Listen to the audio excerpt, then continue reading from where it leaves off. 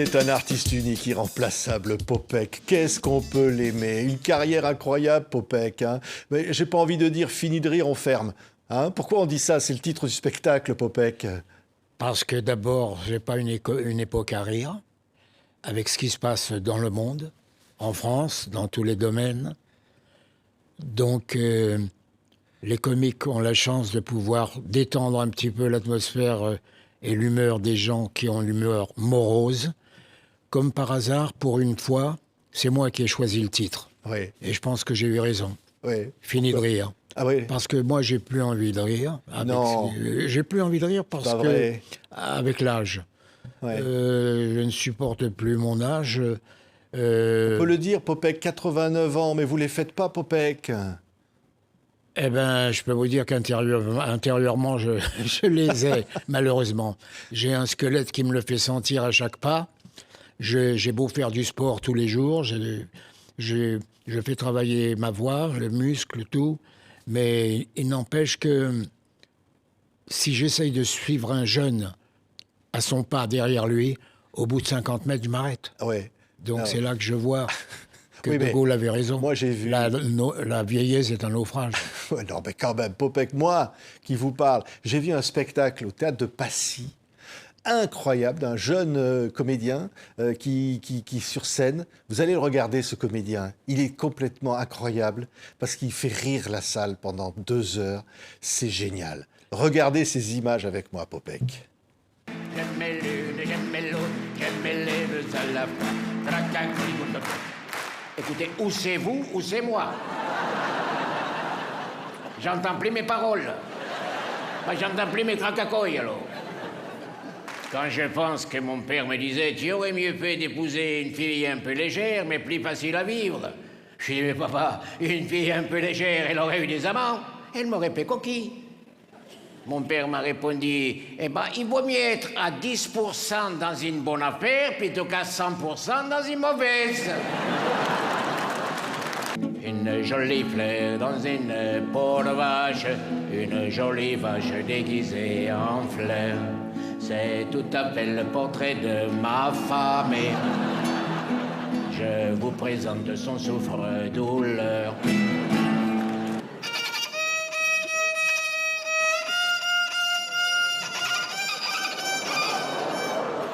Dis donc, s'il y en a qui n'aiment pas les violons, n'en dégoûtez pas les autres quand même. Regarde les voisins, quand il part au travail le matin, il embrasse sa femme.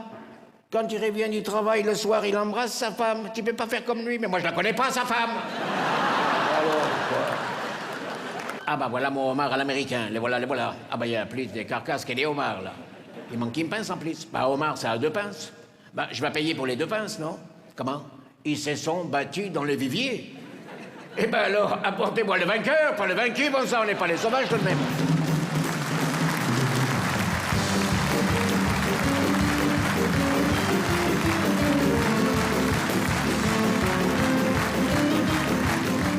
On voit ces images, Popek. C'est toujours tellement émouvant d'être face au public comme ça. Ben, c'est étonnant de voir ce rire toujours de plus en plus intense dans les jeunes générations.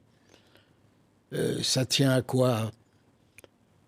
Je sais que Jacques Prévert avait coutume de dire « Quand on me demande d'expliquer ma poésie, je peux même pas l'expliquer à moi-même. » Alors, moi, je crois que Prévert, que j'ai bien connu, il me disait « Tu sais, moi, je fais des collages.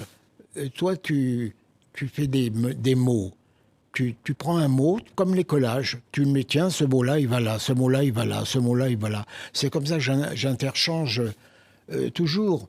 En 40 ans ou 50 ans de carrière, j'ai peut-être écrit 200 sketchs. Pourquoi? Parce qu'on ne m'engageait pas dans autre chose. Je n'étais plus du tout un comédien comme j'avais l'habitude de l'être. J'étais devenu un produit qu'on vendait comme ça au supermarché. Alors, je regrette un peu le comédien que j'ai été, qui ne supportait pas le rire. Vous savez que dans la pièce d'Arthur Miller, Incident à Vichy, au début de la pièce, il y a 7 minutes de silence. Et Arthur Miller, il tenait à ces 7 minutes de silence. Et on entendait les gens chuchoter dans la salle et tout. Donc quand j'ai commencé au café-théâtre, j'entendais en coulisses, si on s'emmerde, on s'en va au premier. Du coup, je rentrais très en colère sur scène.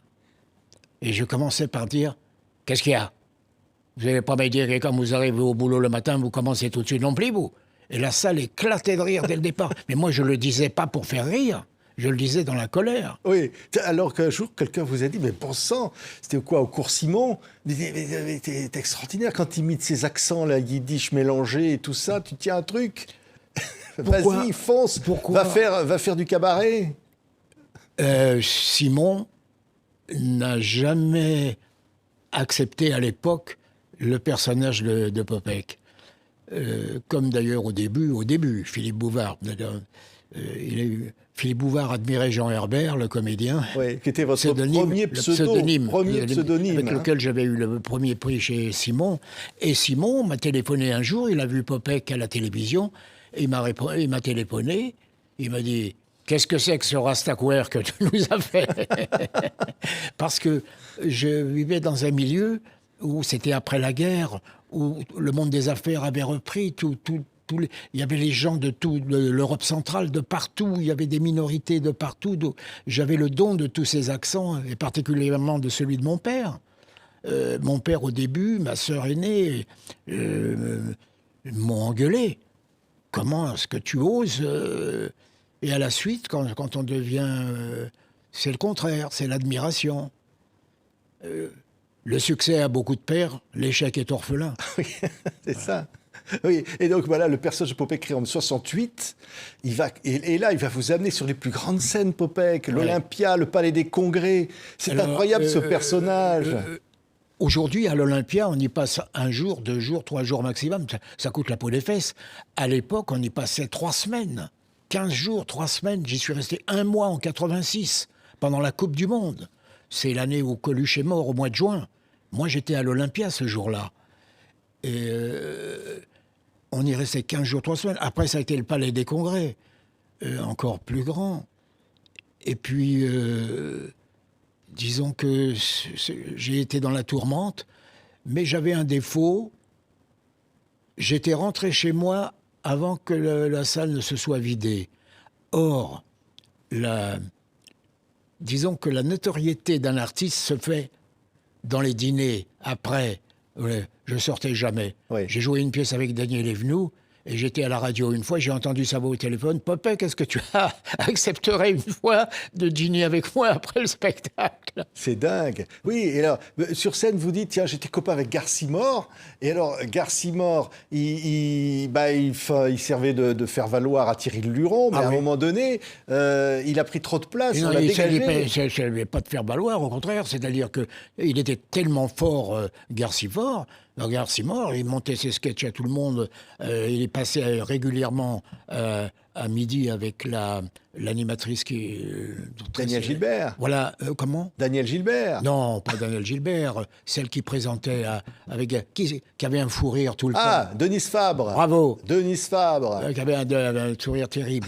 Et comme il a montré ça à tout le monde, Thierry à Bobino, il a plus voulu de lui. Parce qu'il lui faisait de l'ombre, c'est ça? Oui. Oui. Ben oui.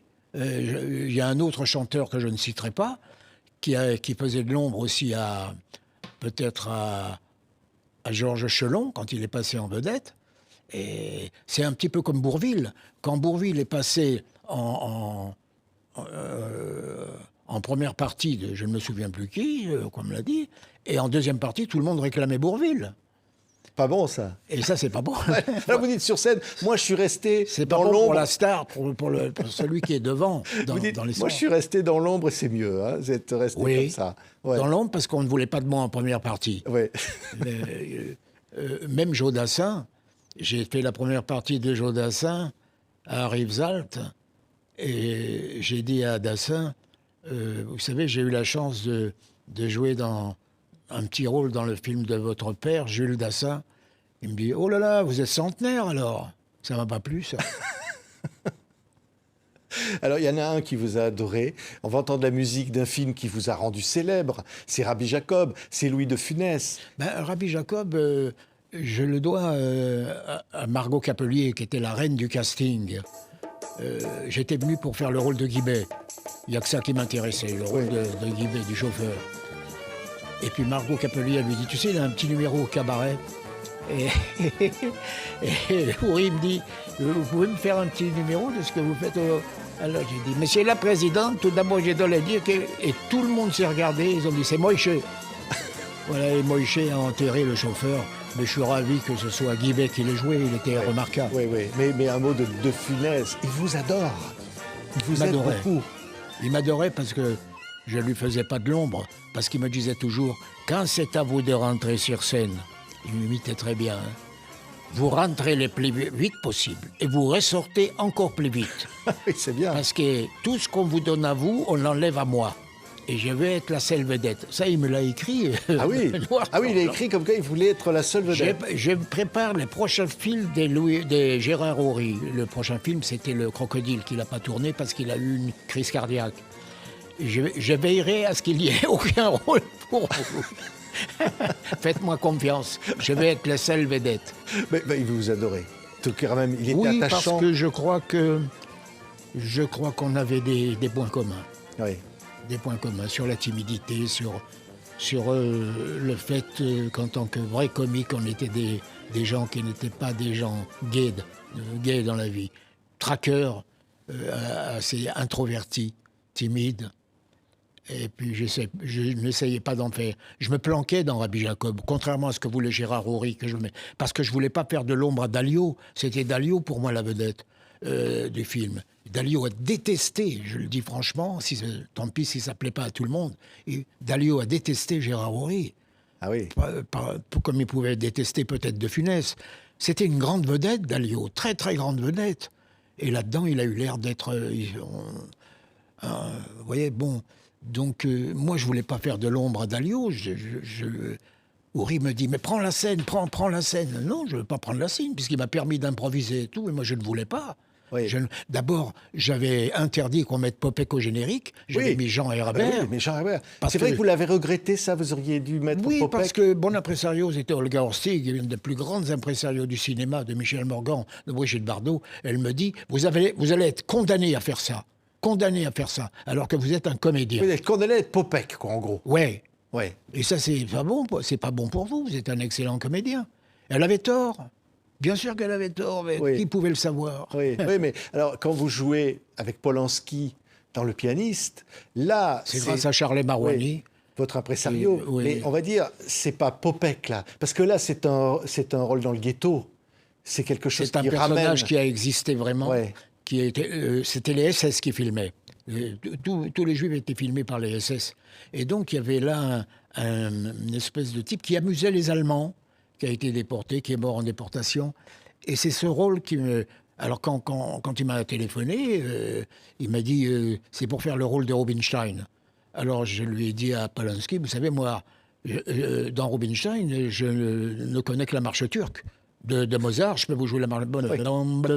Il me dit non, c'est pas ça, c'est un petit. Et il m'a raconté l'histoire. Moi, j'ignorais ce drame. Et quand j'ai appris ça, j'ai plus voulu le jouer.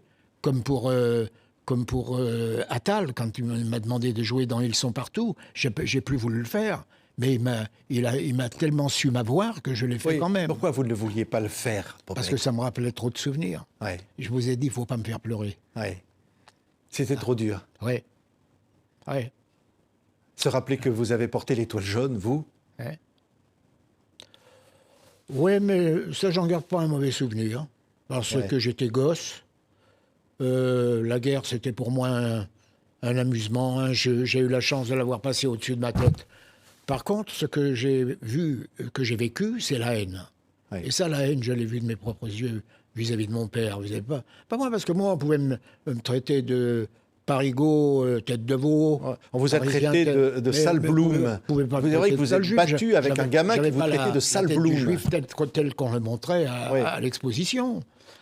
Donc à la campagne, j'avais l'accent parigot. J'avais même un langage de voyou. Oui. Et que j'ai gardé longtemps. Et puis à la campagne, les Allemands, il n'y avait pas de problème avec les Allemands. Ils étaient planqués en France. Les Allemands, ils ne voulaient pas aller en Russie. Oui, vous avez été placé à Viarme.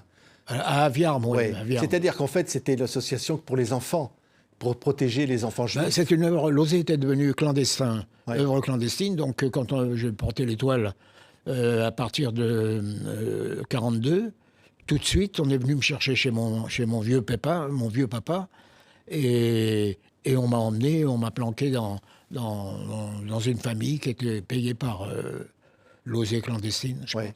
oui. Votre mère, elle, va être déportée à Auschwitz. Oui, mais j'ai aucun souvenir de ma mère. Ouais. Aucun souvenir. Bon, j'ai vécu les premiers temps avec ma mère, c'est sûr, mais comme mon père est parti tout de suite, j'ai vraiment aucun souvenir, comme je le dis un peu dans la pièce. Votre mère ne reviendra jamais d'Auschwitz. Ma mère, non. Ouais. Mais je l'ai su longtemps après. Ben, on ne savait pas. On ne savait pas du tout. Elle a même été arrêtée pendant la guerre, parce que les Juifs n'avaient pas le droit de sortir après 20 heures, et puis on l'a retrouvée dans un restaurant. Donc elle a été condamnée à 3 mois de prison. Et puis, comme elle n'est jamais venue, elle ne pouvait pas venir. Elle était déjà à Drancy, avec le 3e convoi qui est parti à Auschwitz, où je l'ai appris par Serge Klarsfeld, qui a répertorié les 76 000 noms. Oui. Oui. Ouais. Et ça, comment dire? Comment on arrive après à dire je veux être acteur? Parce qu'au fond, c'est vrai que votre père, quand il a su que vous vouliez être acteur, vous a dit mais de qui tu tiens, toi? Je me demande de qui tu tiens. Il avait vu mon nom dans le Figaro, pour Marcel Acharche et René Simon. Je me demande de qui tu tiens cette don-là. Ça ne peut pas être de moi. Il réfléchit, il dit ça doit être de ta mère. Elle mentait tout le temps. Ça Non, doit être ta mère, elle mentait elle avait tout le temps. 25 ans de moins que lui. Oui, oui. Elle s'est mariée pour être française. Parce qu'à l'époque, avant les lois de Vichy, tout juif qui était naturalisé français, mon père avait fait la guerre de 14, avait le droit d'être naturalisé français par mariage. Et c'est les lois de Vichy qui ont tout cassé. Oui. Oui. Votre papa avait fait la guerre de 14. Oui. Il venait évidemment d'Europe centrale. Hein. Votre Mon père maman de était malin. Roumanie. Il a toujours été débrouillard. Ouais. C'est-à-dire, il y avait en France, les Juifs étaient par ethnie, ils vivaient en société. Les Roumains ensemble, les Polonais ensemble, les Allemands ensemble. Les Roumains se débrouillaient très bien. Et comme la Roumanie était un peu l'allié de l'Allemagne pendant la guerre au début, donc mon père avait fait des relations dans le monde, mais ça il n'en a jamais parlé. Il n'en a jamais parlé, donc il ne parlait pas de toute façon. Alors, c'est sûr qu'au début, moi, quand j'entendais l'accent de mon père, j'en avais honte. J'étais gêné. Et le sauvage, c'était moi. Oui. Parce que mon père disait, toi, tu es un sauvage, on ne peut parler à personne avec toi. Alors moi, j'avais honte de l'accent de mon père. C'est vrai. Moi, je ne suis pas juif, c'est mon père qui est juif. Parce que moi, je suis né à Paris. Et dans ma tête de gosse, c'était ça. Mais au fond, c'est ça que vous a inspiré. Votre père vous a beaucoup inspiré. Ah bah oui. Et compris non. d'ailleurs, les accents, on dit que Popek, c'est l'humour yiddish, mais c'est un mélange d'accents. Un mélange d'accents. Un mélange d'accents, de tous les accents de Poméranie, de Lituanie, de tout ce monde qui venait sur les marchés, pour ouvrir les marchés, qui venait acheter des caleçons molletonnés, des chemises au latex. Et ça paraît pas croyable, mais il y avait un petit maillot de corps qui se vendait très très bien, avec la tête d'un petit nègre, et c'était la marque Petit Négro. Et ça se vendait très bien. Vous vous rendez compte aujourd'hui de mettre un... tu dois pas dire un aigle noir. Tu dois dire un oiseau des couleurs. Mais vous allez vous aussi vous mettre à vendre des caleçons molletonnés. Oui, Ah mais c'est vrai. mais bien Comme sûr. votre père. Tout est vrai dans ce que je raconte. Tout est vrai. Tout est vrai. J'ai beaucoup modernisé parfois certaines choses, mais bien sûr que tout est vrai. L'idée, c'est en fait de s'en sortir. Vous allez travailler aux pompes funèbres. Oui, absolument. C'est un métier j'ai- qui rapporte. Alors, il fallait que je ramène l'argent de la facture. Donc, j'allais on me disait à l'enterrement, j'allais vers les uns, vers les autres. On me disait, monsieur, enfin. Je dis, bah oui, mais il faut quand même que quelqu'un paye la facture. Moi. Ouais. Conducteur de poids lourd, Oui. à la SNCF. Oui, absolument. Et ça, tout ça vous inspire des personnages, au fond. Et c'est J'ai tout ça. fait l'armée, j'étais conducteur de poids lourd à l'armée. J'ai fait l'armée avec Jean-Yann, qui s'appelait Gouillet. Et Jean-Yann, quand j'ai quitté mon service militaire, Lui, il était rappelé. Hein. Il était plus âgé que moi, il était rappelé. Donc, il a fait plus de temps que moi. Moi, j'avais 28 mois. Lui, il a fait 32 mois. Et quand il est revenu à la caserne pour être libéré, mais qu'on a été maintenu sous les drapeaux, Jean-Yann, il a dit mais moi, il n'y a aucune raison que je sois maintenu, patati patata. Ouh là là, il l'a foutu de garde tout de suite. Moi, j'ai dit vous avez raison. J'ai dit vous avez raison. Moi, je vais vous dire une chose. Je veux qu'on me donne un fusil avec des cartouches, parce que dès que je vois un félaga, paf, je tire. Et après, je fais les sommations. Ouh, mais t'es un dangereux, toi, mon pote. Je te renvoie au ministère d'où tu viens, là, et tout. Moi, j'ai donné raison au sous-officier. Lui, il dit, moi, dès que je vois un félaga, je tire. Hein, je fais des sommations après, mais je tire. Il m'a pris pour un fou, pour un mec dangereux. Le Jean-Yann était très malheureux à l'armée, très malheureux, le pauvre, très malheureux. J'aimais bien ce type qui était assez fort comme ça, et qui était un râleur, au fond.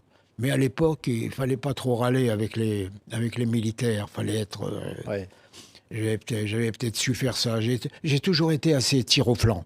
Ouais. C'est quand même incroyable parce que à l'âge de 3 ans, vous jouez dans un film de Julien Duvivier, grand réalisateur français, en 1939, avant la guerre. 37, je crois, 37 ou 38. Oui, parce que il cherchait des enfants pour jouer dans la charrette fantôme, et il y avait un voisin qui était chargé de recruter, dans la chambre de bonne où vivait ma mère, un voisin qui était chargé de recruter des enfants. Donc j'en garde un souvenir terrible, parce qu'on nous faisait courir devant des gros projecteurs, et donc j'avais la trouille de ma vie. Et c'est ce qui plaisait aux réalisateurs. Des enfants qui ont peur, qui est devant la charrette fantôme. Et je me souviens que Yvonne Printemps m'avait offert un chocolat, c'est mon père qui me l'a raconté. Hein. Et elle a dit ceci. Elle jouait pas dans le film, elle venait voir Pierre Freinet, qui jouait dans le film. Et elle a dit, mon père me l'a raconté, c'est pas parce que c'est un petit juif qu'il boira pas un chocolat. C'est fou. C'est drôle. Ouais. Oui, c'est au fond ça, ce caractère juif aussi de la guerre. Vous allez le trimballer tout le temps. Ça vous influence évidemment dans cette carrière. Ça m'a envoûti, ça m'a englouti. Ouais. Ouais, malheureusement, ça m'a englouti. Moi, je voulais être uniquement comédien. Je voulais jouer des grands rôles de répertoire, mais ce personnage m'a bouffé entièrement. Il m'a investi comme un golem. Ah oui. C'est-à-dire que d'un seul coup, je me suis senti emboucané par ce personnage. Oui, mais parce qu'au fond, vous allez jouer les classiques, vous allez jouer l'Avare, vous allez jouer dans les... Incident à Vichy, j'ai joué Simone de Beauvoir, j'ai joué Jean-Paul Sartre, j'ai joué surtout Bertolt Brecht, et tous ces grands personnages. Ouais, c'est mais toujours en tournée. Jutka, votre prénom. J'ai été au Centre dramatique du Nord, sous la conduite de Jacques Rosner. Oui, c'est Jutka, ça. En français, ça s'écrit Jutka, comme on le dit. Ça veut dire, au fond, Jutka, il est toujours en vous, ce gosse. J'ai détesté ce prénom, c'est ce que j'ai dit dans la pièce. À l'école, les copains, Jutka.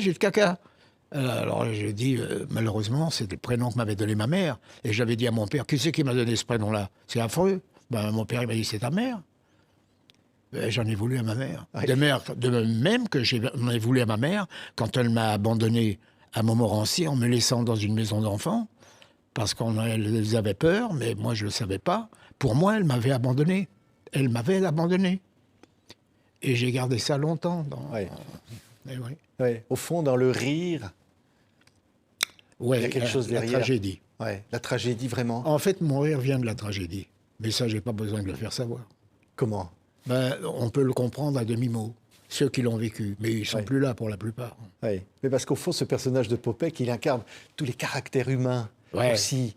Et on ne peut pas le détester, avec tous même si est on comme peut le il est. détester. J'ai beaucoup d'ennemis, j'en ai encore un dernièrement, l'un de mes producteurs, parce que bon, quand vous quittez quelqu'un et que vous allez ailleurs, vous êtes d'abord celui qu'on admire le plus et ensuite qu'on déteste le plus. Et ça peut se comprendre, je leur en veux pas. Oui, mais au fond, on parlait de Funès, il y a quelque chose de ça dans Popek, dans le personnage. Parce qu'on avait un point commun avec De Funès. On détestait la médiocrité, d'une part, et puis on avait quelque chose ensemble. Je ne me souviens plus quoi, je ne sais plus pourquoi. Je crois qu'il adorait prendre l'accent. Et il avait des relents antisémites avant Rabbi Jacob. Il me l'a dit. Ah oui. Ouais. Il avait des relents antisémites. Il me l'a dit. Il me l'a dit. Et puis Rabbi Jacob l'a entièrement... enfin, je veux dire...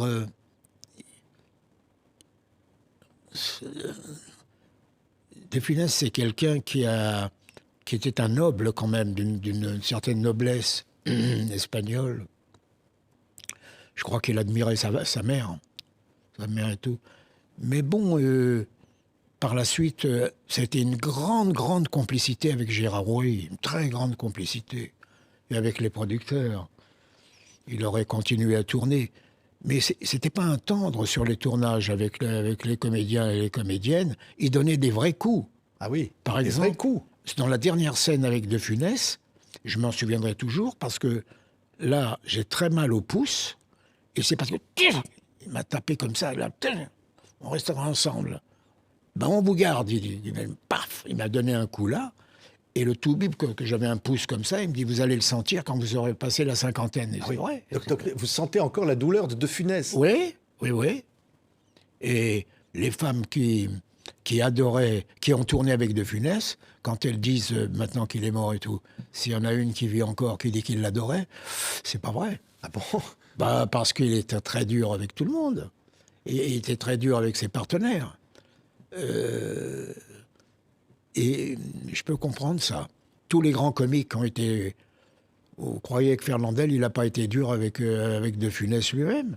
Il y en a un qui le raconte très bien, c'est le réalisateur qui a fait tourner De Funès et Fernandel. Quand De Funès il a un petit rôle devant le réalisateur dit à Fernandel, laisse-lui il a un petit rôle comme ça, laisse-lui. Fernandel, il a répondu, oui, il n'y a pas de raison. Hop, Fernandel a refait la même chose. Et je dirais même que Coluche, avec qui j'ai tourné, j'étais au Cave-Cons de Paris quand Lederman l'a lancé. Il y avait Renaud qui débutait, moi qui débutais là. Et un jour, j'ai dépassé le temps qui m'était imparti. Et Coluche a dit, faut pas s'emmerder, il y en a qui prennent toute la scène. Ça m'a tellement énervé ce qu'il a dit Coluche, que le lendemain, je suis arrivé avec un minuteur. Au bout de 3 minutes, j'ai sorti de scène. Ah oui. Et Lederman m'a engueulé, il m'a dit, j'ai dit, écoutez, moi on me dira pas 2 fois que j'en fais trop. Et Lederman, il me l'a dit, c'est moi qui vous paye, alors je vous ordonne d'aller jusqu'au bout. Et du coup, on n'a plus emmerdé l'emmerdeur. Oui. Non, mais Coluche, ça pouvait être comme ça. Parce que Coluche a une image extraordinaire aujourd'hui. Ben bien sûr, c'est une icône. Oui. Mais personne n'a su le découvrir à l'époque. Bien sûr que c'est une icône. Bien sûr que c'est au même titre que les très très grands. Mais personne ne pouvait le deviner, ça. Je reconnais aujourd'hui que j'ai eu la chance de donner la réplique à Coluche dans plusieurs séquences. Et quand j'ai appris sa mort, j'étais à l'Olympia. J'ai appris à la radio que Coluche venait d'être tué. Et quand je suis arrivé à l'Olympia, je passais à l'Olympia à 17h. Le régisseur de l'Olympia m'a dit « Tu devrais dire un mot sur Coluche ». Et je me suis dit, si je dis que Coluche est mort sans accent, je fous mon personnage en l'air. Si je le dis avec l'accent, les gens vont se marrer dans la salle. Alors j'ai rien dit. Je n'ai rien dit. Je suis allé là où il habitait, lui rendre un hommage. Heureusement, on ne m'a pas vu rentrer. Ils avaient les photographes qui attendaient tout le monde et tout ça. À l'époque, je crois que je n'étais pas encore très connu des médias. J'étais connu du grand public, c'est tout, mais pas des médias, car je n'étais pas médiatique du tout. Je suis rentré, j'ai signé un des livres, il y avait plein de livres d'or à signer. Il y avait Coluche qui reposait dans son catafalque, dans le cercueil qui était là. C'était dans le 14e, là où il habitait. Et puis je suis parti, et de là, je suis parti à l'Olympia. Mais j'ai toujours gardé une reconnaissance à Coluche. Parce qu'un jour, Bouquin, qui était le patron d'un théâtre à la République, il a demandé à Coluche Popek, qu'est-ce que t'en penses? Il a répondu 3 mots. Il fait rire. Il fait rire. Il fait 3 rire. mots, regardez, voilà. Il fait rire. C'est tout finalement. Et c'est tout. Il n'y a rien d'autre à dire. Rien d'autre à dire. Il y a ceux qui font rire. Et c'est le plus beau des métiers de faire rire. Je ne sais pas. Mais j'espère. J'espère, mais pas rire dans la vulgarité, pas rire dans la... Ce que je reproche un peu à pas mal de jeunes comiques, c'est de s'imiter les uns les autres. Aujourd'hui, de faire ce qu'on appelait avant du Club Med. Le Club Med des imitateurs. Bonjour, comment vous allez? Je vous entends pas. Alors, ça va? C'est la bien. facilité, quoi. C'est la facilité. Ouais. Un Raymond DeVos aujourd'hui, un vrai poète, aurait du mal à être reconnu. Ouais. Moi, je dis toujours, si je peux donner des conseils aux jeunes, n'imitez pas, inventez, faites vous-même. Personne ne peut raconter votre histoire mieux que vous. Vous avez une histoire, racontez-la. Ouais. Comme vous avez une histoire qui s'appelle Dîner chez Maxim's. Alors, vous dites sur scène, c'est Laurent Ruquier qui vous a dit Oui. Oh, Popek, après votre mort, il y a un truc qui va rester, un seul, ça va être le sketch du dîner chez Maxim's. Alors, je ne sais pas s'il faut prendre ça comme un compliment, mais vous dites, sur scène, vous dites, bon, je vais vous le faire parce que je préfère le faire maintenant qu'une fois que je serai mort. Hein. Parce qu'on n'a jamais vu de mémoire un mort toucher ses droits d'auteur. Oui, c'est ça. Mais quand même, quand vous écrivez ce sketch parmi d'autres, mais de ce type qui s'assoit et qui regarde la carte chez Maxim's, vous vous rendez compte que là, c'est un classique qui va rester. Non, je m'en suis genre mon meilleur copain, Jean-Pierre s'appelle, Bouquela, qui a été le producteur de Grand Orchestre du Splendide, Grand Orchestre. Et je l'ai endormi, il en avait marre. C'est à lui que je disais tous mes sketchs. Tous mes sketchs, je le réveillais en pleine nuit. Et je lui ai donné le sketch de Maxime. Il en avait marre, le pauvre. Il s'était endormi. Et puis, c'est à lui. Dès que j'ai une idée, je l'appelle. Encore aujourd'hui, hein. Oui. Dès que j'ai une idée, je l'appelle. Oui, vous en avez toujours. Parce que, alors, tiens, on va réentendre encore comme ça ces mots de Popek sur scène. Vous mettez un magnéto, moi je l'ai vu, hein, Ouais. sur scène, Ouais. vous enregistrez pour Parce que vous j'improvise tout le temps. les improvisations en C'est vous pour disant ça que ça vaut de l'or. Vous le pour- dites avec votre accent. Oui, hein. c'est pour ça que dans les pièces de théâtre, je m'engueulais avec tout le monde. Parce que je disais jamais le texte. Et ça a commencé, je l'ai dit sur scène après, au cours Simon. Au moment de passer le concours, ma partenaire, elle est descendue de scène, elle a dit « J'en ai marre, il improvise tout le temps !» Et donc vous dites ça vaut de l'or, ça, parce que c'est dans la vie comme ça, dans l'improvisation, on trouve des idées. C'est l'instinct, Ouais. c'est l'instinct. Simon disait « Je préfère les instinctifs Tiens, regardez là le sketch, écoutez. Comment? Ils se sont battus dans le vivier. Eh ben alors, apportez-moi le vainqueur, pas le vaincu, bon ça, on n'est pas les sauvages tout de même. Réplique comme ça, évidemment, on n'est pas des sauvages tout de même. Ça rentre dans le langage commun.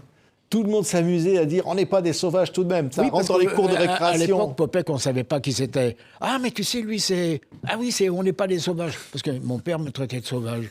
C'était moi le sauvage. Oui. C'était moi le sauvage. Mais enfin, bon, c'est une merveilleuse aventure que j'ai vécue.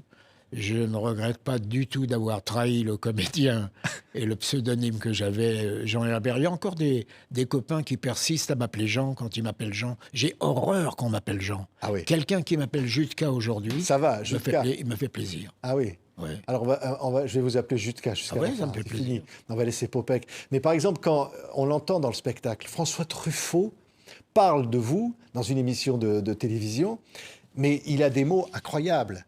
Alors, il parle évidemment de votre personnage, mais il parle surtout du comédien que j'ai en face de moi.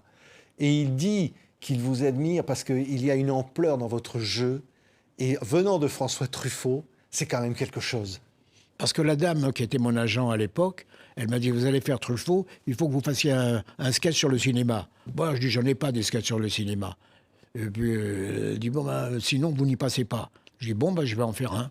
Et puis j'ai fait un sketch sur le chien, moi, Popek avec son chien au cinéma. Et quand il a dit ce qu'il a dit, ça m'a estomaqué parce que c'était... Je vais vous dire une chose, je vais vous faire un aveu. Je suis allé voir Truffaut après. Et je lui ai dit, je vous en supplie, je suis comédien. Oubliez Popek. Oubliez le personnage. C'est honteux de ma part d'avoir dit ça. Ouais. J'ai pas cru en moi-même. C'est pas vrai. Oui. C'est grave. C'est grave parce que j'apporte du bonheur aux gens et puis voilà. Non, mais je veux pas que vous pleuriez, Popek. Vous savez quel bonheur vous nous apportez. Moi, je vous ai vu sur scène. C'est extraordinaire. Mais c'est un spectacle, alors je vous le dis. Hein. Allez tous au théâtre de Passy. Incroyable. Pas plus tard qu'au mois de juin parce que j'arrête définitivement. Non, non, on peut pas dire ça. Si. On peut pas s'arrêter. Il y a l'âge. Oui, mais non, mais on peut pas s'arrêter. Vous êtes extraordinaire.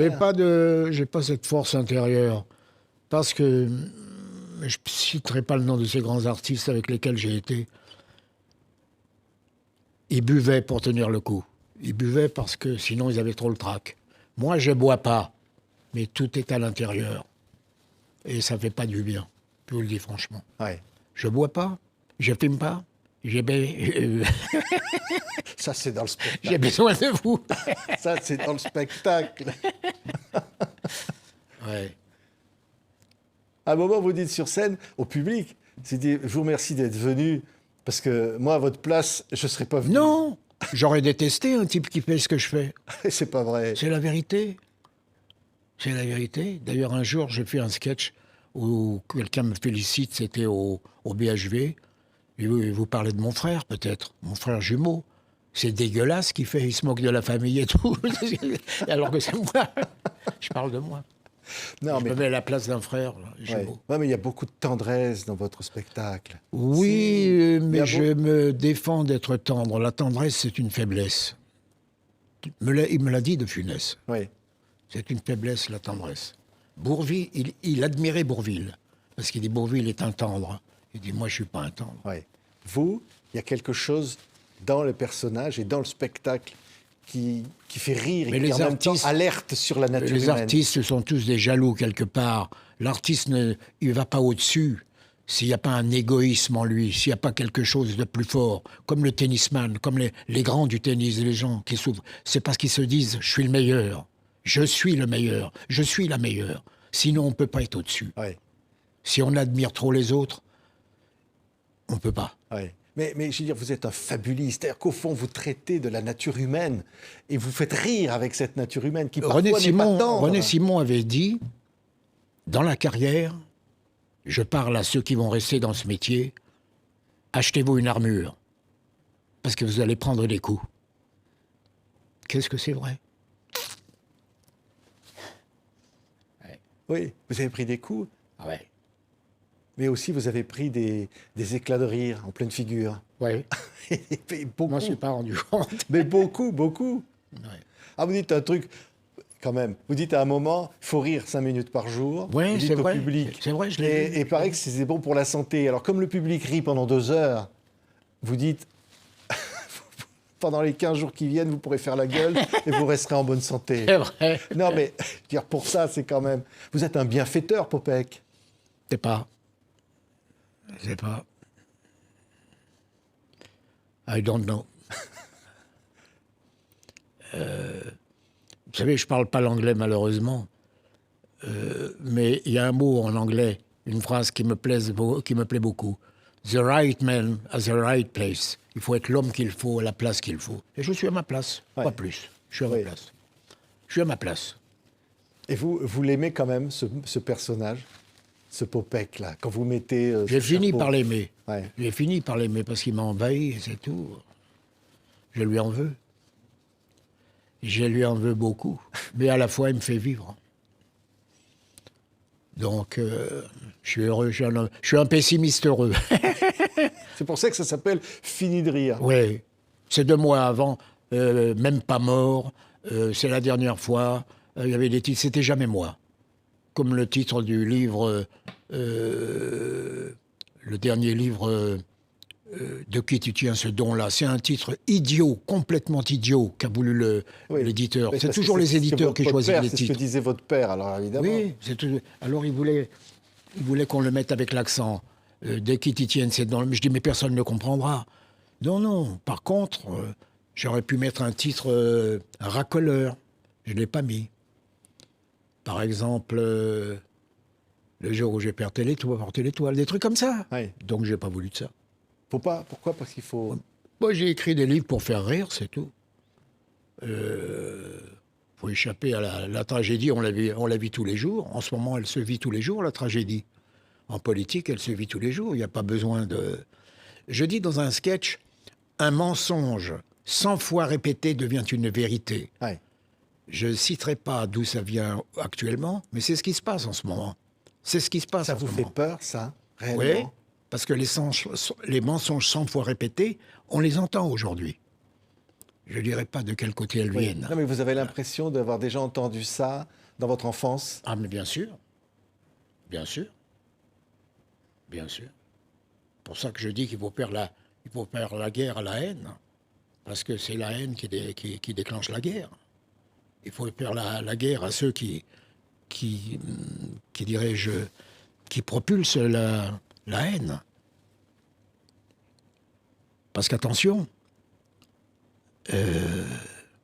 à force de mécontenter comme ça tout le monde, bah,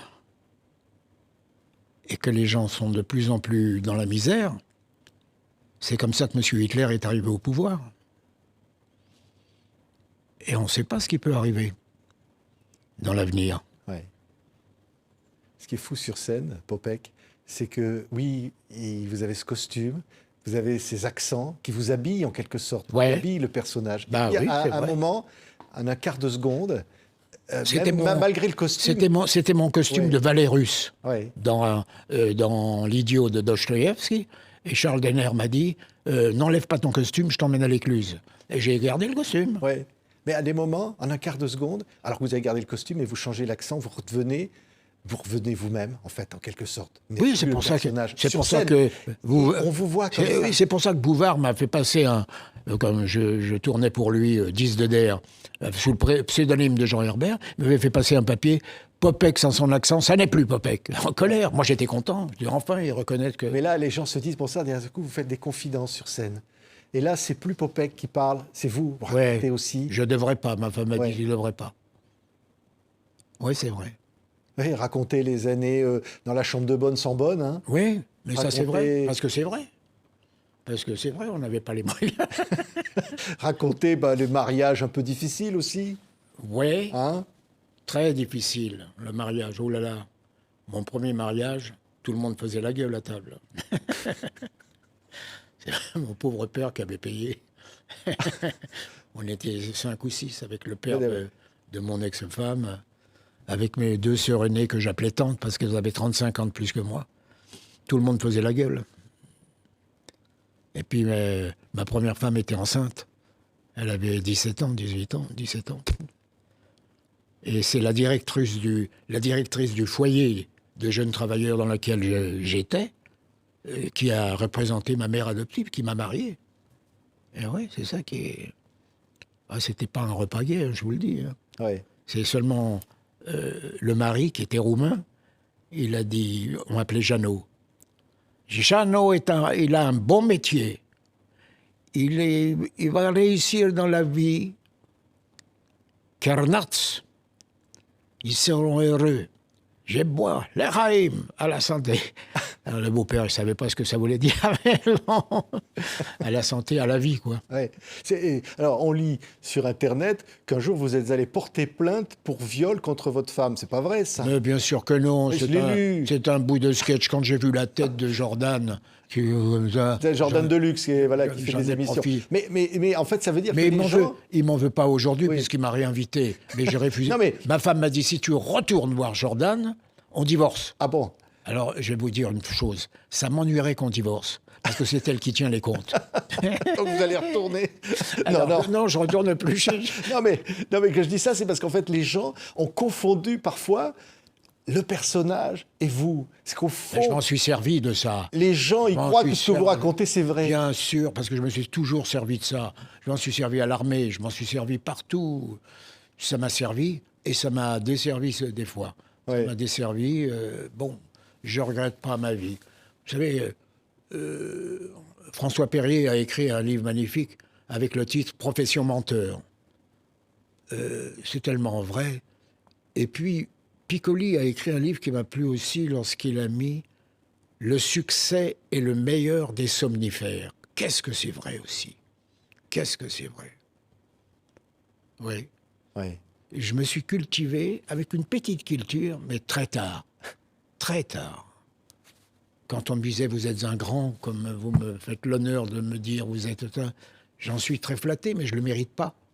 Je ne le mérite pas. Je dois mon succès à mon inculture. Je vous jure que c'est vrai. Ma femme me dit souvent, les gens rient, alors que tu ne sais même pas pourquoi tu fais rire. C'était vrai. C'était vrai. Mais je pensais ce que je disais. Et comme disait Bourvil, ma chance, c'est qu'il y a en France des milliers de couillons comme moi, mais que tout le monde pense que je suis le seul. J'aurais adoré connaître Bourvil, comme j'aurais adoré connaître Brel, comme j'aurais adoré parler à Brassens. Je me suis trouvé devant Brassens, mais je n'ai pas osé lui parler. Barbara, même si Charles Marouani ne me pousse pas devant Barbara, j'ose pas la saluer. J'étais introverti, totalement introverti. Et ça m'a valu des inimitiés. Parce qu'une fois à table, il y a Lelouch, il y a, comment elle s'appelle, celle qui chante, Régine. Il y a moi, je ne connais que Charles Gérard, l'ami de Belmondo. Je salue Charles Gérard, je ne salue pas les autres. Pourquoi ? Parce que je ne les connais pas, ils ne me connaissent pas, moi je les connais, mais eux, ils me connaissent. Ils voient que je ne les salue pas. Ils se disent, ils n'aiment pas ce qu'on fait. Donc ça y est, je me fais des ennemis, des gens, alors que je ne me suis pas rendu compte que je ne les ai pas salués par timidité. Je n'ai pas osé dire bonjour pour ne pas les déranger, par timidité, par introversion, comme je le dis dans le sketch. Ouais. Bien sûr que le Louis Jouvet, c'est pas lui qui m'a dit cette phrase, mais elle a été dite. Ouais, C'est celui qui fait dans Rabbi Jacob, donc le personnage de Claude Giraud. Claude Giraud me l'a raconté. C'est un comédien de la comédie française qui s'appelait Jean Yonel, qui a raconté cette histoire-là. Donc il me l'a raconté. Moi, je l'ai attribué à Louis Jouvet. Et chez Bouvard, j'avais imité Louis Jouvet dans Les Grosses Têtes. Il m'a engueulé, Bouvard, après, quand j'ai dit « Dans la vie, mon petit père, il faut avoir des couilles au qui. Et tant qu'est possible, il faut que ça soit toujours les tiennes. » Il m'a engueulé, Bouvard, après l'émission. Eh bien, l'émission, elle ne passera pas à cause de vous. À l'époque, quand j'ai parlé du Café-Théâtre à Bouvard, il ne voulait pas en entendre parler. N'empêche que c'est lui qui l'a créé par la suite. C'est lui qui a révélé tous ces artistes. Donc, vous voyez, il y a tout et son contraire.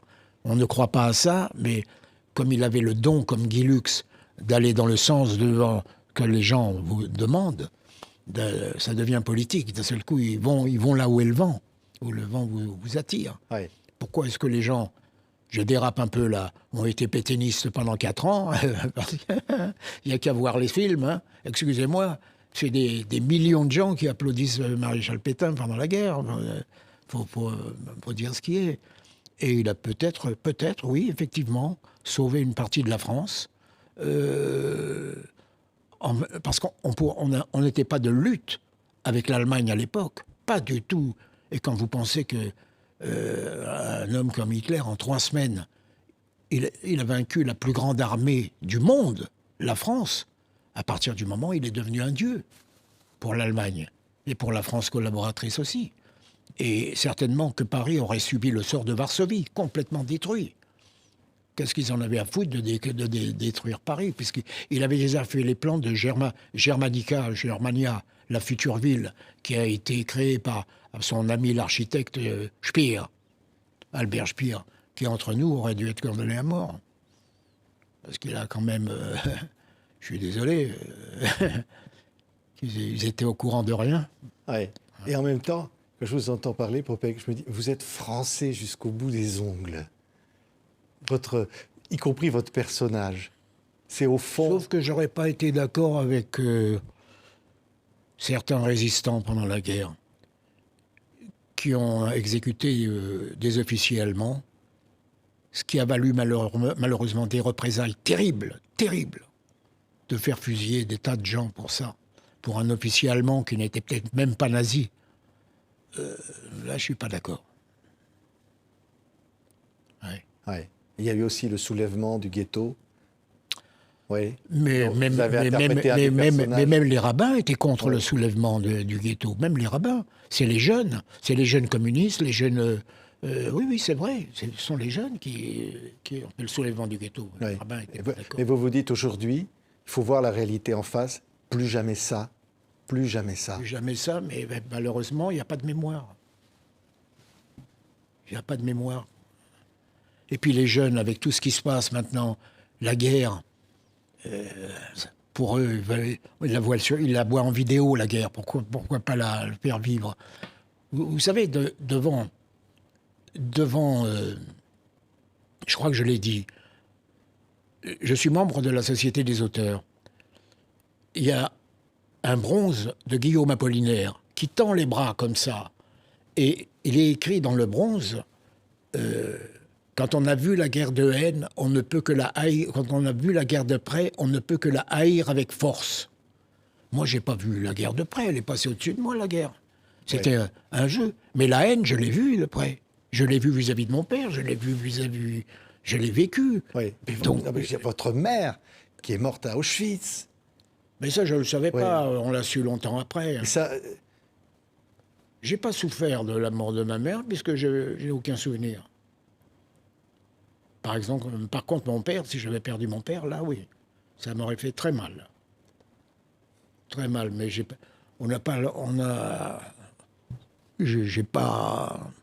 pas vécu avec ma mère. Ma pauvre mère, je veux dire, je crois que j'étais un sale gosse qui était adoré par son père. Et j'étais l'enfant gâté. Et je donnais des coups de pied à ma sœur quand elle prenait les friandises qui avaient été amenées pour moi. Ouais, parce que j'étais adoré du père. Et donc, ça, c'est vrai que un jour, Truffaut fait dire dans un de ses films à Jean-Pierre Léaud, donc Catherine Deneuve, sous prétexte qu'il est orphelin, il en veut au monde entier. Eh bien, c'était mon cas. ouais. C'était mon cas. Ouais. On va entendre une dernière fois la musique de Rabbi Jacob en se quittant, Popek. Oui, c'est gentil. Être sur scène, vous avez dit, c'est comme un somnifère. C'est au fond oublier peut-être, oublier tout ça, tout en restant... Oui, et puis à la fois, Ouais. il faut être optimiste, il faut aimer les jeunes, il faut aimer la jeunesse, il faut aimer l'avenir, il faut être optimiste. Ouais. Il faut être optimiste. Comme disait Karl, on devrait savoir que les choses sont sans espoir et être toujours décidé à les vouloir changer. C'est beau. Ouais. Ça, c'est la philosophie, enfin dire l'humour juif. Si on veut dire qu'est-ce que c'est l'humour juif, au fond? Ben, ça dépend qui le dit. Par exemple, Bernard Pivot, Woody Allen, il a dit chez Bernard Pivot, c'est de raconter une histoire qui a un double sens et qu'on ne comprend qu'à moitié. Mais moi, je raconte des histoires qui n'ont qu'un sens et qu'on comprend en entier dans mes histoires. Alors, mais c'est pas de l'humour juif. L'humour juif, c'est ça, c'est ce qu'a dit Pivot, très justement, Woody Allen, très justement. C'est une histoire qui a un double sens et qu'on comprend qu'à moitié. Et je crois que c'est même pas de Woody Allen, ça, c'est de Einstein. Einstein. Et qui a dit ça. Mais bon, c'est une belle histoire. Je suis content d'avoir été inspiré par l'humour juif, de toute façon. Ça, c'est sûr. C'est ce qui m'a sauvé. Oui, ça vous a sauvé. De la médiocrité, Ouais. sûrement. La médiocrité. Merci, Popek. Allez. Vous m'aidez rien. Hein, combien on vous doit? Vous m'aidez rien. C'est On n'est gratuit. pas des sauvages. Ouais, Non, on ne paye pas le oui. public. Non, non, non, C'est non. le non. public qui paye. Oui, c'est ce que je dis au public. Vous m'aidez rien. Merci, Popek. C'est moi.